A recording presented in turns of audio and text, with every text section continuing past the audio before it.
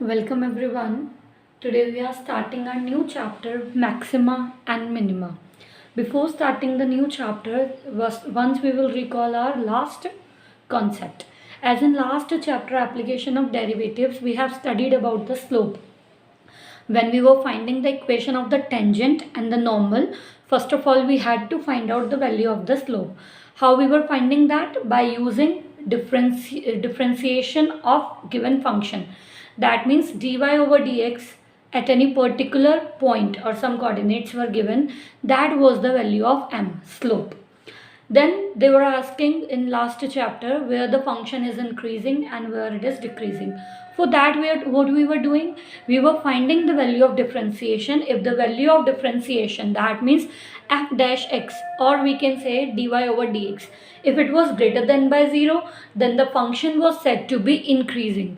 If dy upon dx was less than by 0, then the function was said to be decreasing. Now here I am going to tell you about maxima and minima. Here I have drawn the graph of a function. This is the graph of a function. Sometimes it is increasing or decreasing depending on the different values. So here you can notice these two upper points which I have written as peak. These two are known as peak. That means wherever the function goes up, the highest values are known as peak, and whenever it goes down, that down parts, these are known as valleys. So the maximum parts are known as peaks and the down ones are known as valley.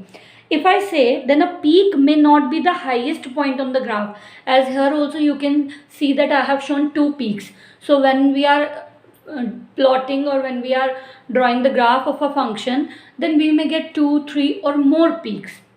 So we cannot say that particular peak is the highest point, but we can say that a peak may not be the highest point on the graph, but it is the highest point in its neighborhood. That means when I talk about this peak, it is the highest point in its neighborhood. In its neighborhood, it is the highest point. Same way when I talk about the valley, then it may not be the lowest point. It may not be the lowest point on the function, but it may be lowest at its neighborhood. So same way peaks may not be the highest function but highest on its neighborhood, and same way valleys may not be the lowest part but it may be the lowest in the neighborhood. If I am saying fx is said to have attained its maximum at its peak, that means if it is x equal to a, it's attaining its peak, then the function ceases to increase and begins to decrease. Here, when I say that it's at its peak, at its maximum value, how you will come to know? Where the function ceases to increase. That means now it's not increasing further and begins to decrease. So a peak or the maximum point on a function is when it ceases to increase and begins to decrease. Same way this minimum point, the minima is a point at x equal to a or at x equal to b, we can say, where it ceases to decrease, when it stops decreasing, and begins to increase. So peak or maxima at x equal to a is a point where it ceases to increase and starts to decrease. Same way the minima or the valley is a point on x equal to b or c where it ceases to decrease and starts to increase. The maximum or minimum points are called stationary points.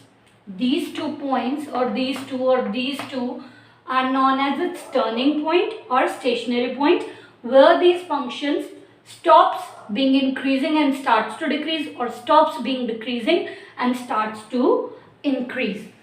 Once again I am telling, this peak may not be the highest function but it may be highest in its neighborhood. This valley may not be the lowest value but it may be lowest at its neighborhood. And if I am saying that this peak is the highest point, or I am saying that the function has attained its maximum value at x equal to a, then only when the function ceases to increase and begins to decrease. And same for the valley, if I say that fx is said to be have attained its minimum at x equal to b or x equal to c when the function is ceases to decrease and starts to increase.